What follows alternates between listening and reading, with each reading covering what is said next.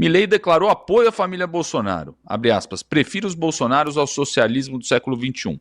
O presidente argentino curtiu a publicação aqui do nosso canal, Bradock Show, sobre ele e Flávio. Ó, tá aí ó, na tela para você ver. Ó, Javier Milei curtiu sua foto, que moral, hein? Reforçando a sintonia. Flávio afirma que Tarcísio vai apoiá-lo no momento certo.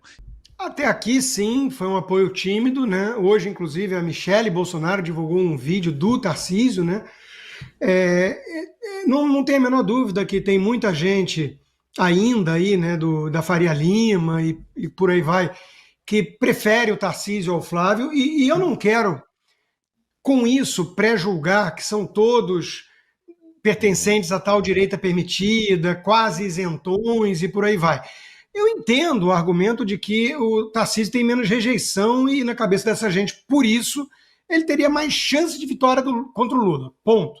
Né? Essa é a única coisa relevante da disputa em 2026, derrotar o PT.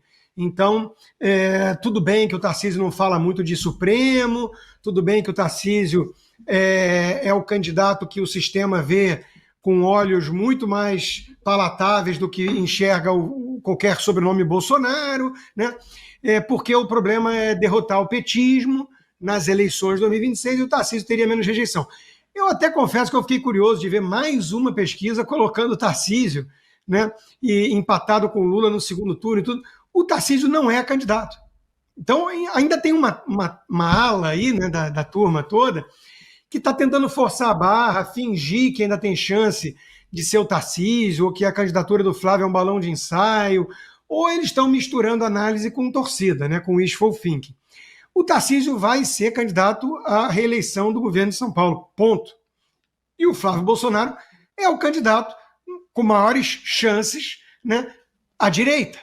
Tem outros candidatos que podem sair aí, candidatos como Ronaldo Caiado, como Zema, né, de centro-direita, mas o candidato da direita, que provavelmente estará num segundo turno contra Lula, é o Flávio Bolsonaro, e aí vai ter que ter um apoio maciço de todos esses, todos os antipetistas. Né? Quem ficar em cima do muro numa disputa entre Lula e Flávio Bolsonaro pode falar o que quiser, mas não é só isentão, é petista envergonhado, né, enrustido. Essa turma do MBL e companhia. Então, vamos falar sério. O candidato é o Flávio. E é óbvio que eu gostaria de ver um apoio mais forte do Tarcísio, mas talvez ele esteja esperando. Talvez esteja cedo, eu não sei. Então, eu acho que a pressão para criar intriga é muito mais dessa turma que não desistiu do Tarcísio candidato do que próprio Tarcísio.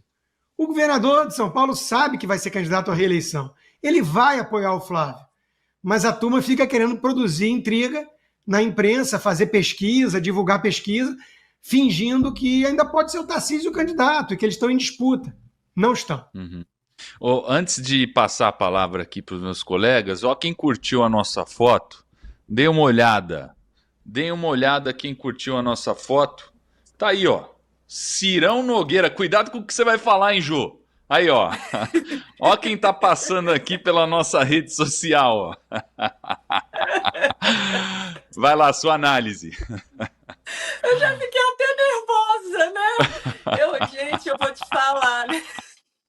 Eu trago verdades inconvenientes que as pessoas às vezes não querem ouvir, ou talvez agora eu concordo com você, esse não é o momento, até porque tudo que eu já falei aqui sobre o Centrão é a mais pura verdade, né? E Brasília toda tem noção disso.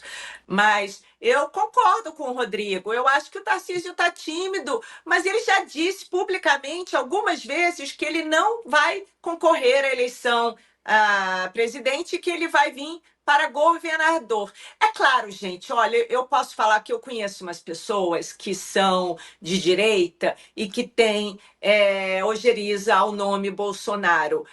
Eu acho que o Tarcísio seria uma vitória garantida, tá? Isso é verdade. Porém, nós temos o líder da direita que surgiu o Flávio Bolsonaro e que está indo muito bem nas pesquisas, independente, né, do que o Globo, os outros veículos falam, e a gente tem que esperar, está muito cedo. O Ciro Nogueira já falou, né? Flávio Bolsonaro e Zema. Aí, entendeu? A gente pode juntar uma chapa tão legal, gente, na hora do vamos ver. Vamos esperar para ver como o Tarcísio vai, né, se comportar. Mas eu acho que ele não tem intenção de vir como presidente. Ótimo. Darcio Bracarense. Oi, Emelinho, na verdade, assim, aqui entre nós, né? Vou aproveitar a audiência do Ciro Nogueira aqui para poder dizer o seguinte: essa turma não vai fazer qualquer tipo de mudança que o Brasil precisa. A gente acabou de falar de uma pauta. Não, deixa até falar. Aqui o pessoal está muito intrigado, porque o Ciro Nogueira curtiu justamente a publicação do Braddock sobre o Zema ser vice do Flávio. Olha que interessante. É o que ele quer, né? Ele já falou isso. Ele falou Ele isso. não quer, ele quer matar o Zema, ele quer deixar o Zema apanhar no rim agora para poder ser já queimado no processo. Quando esses caras, quando estão nesse nível, quando eles anunciam alguma coisa com antecedência assim, é justamente porque eles não querem, né? A vontade do Ciro Nogueira é ele próprio ser o vice, e ele já confessou isso várias vezes, né? Enfim, mas o ponto principal aqui, Emilinha, é o seguinte: de que mudança o Brasil precisa? A gente falava agora há pouco de um ministro do Supremo que iria mandar investigar para saber se ele não foi vítima de novo.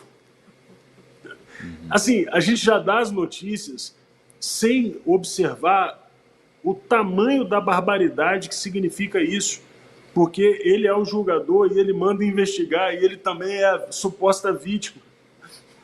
Enfim, isso é tão assustador e tão preocupante que já passou da hora do Brasil fazer reformas estruturais que o Centrão não vai fazer, porque o Centrão é parte desse sistema. Quem construiu esse sistema dessa forma que está aí foi o Centrão, por meio de mensalão, gente.